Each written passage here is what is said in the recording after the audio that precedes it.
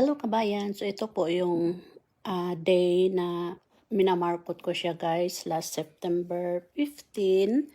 And then chinecheck ko siya actually before nag October 27 may mga rots na yan siya. So ngayon ko lang siya kinakat. So ganyan na po yung looks niya mga kabayan. Sobrang dami na ng rots. Kaya October 27 yung pagkat ko sa kanya, but nung nag-start siya na mag-roots ay I think nasa October 1 month, October 15, kasi hinintay ko talaga na mas maraming roots ang lalabas bago ko siya i-cut.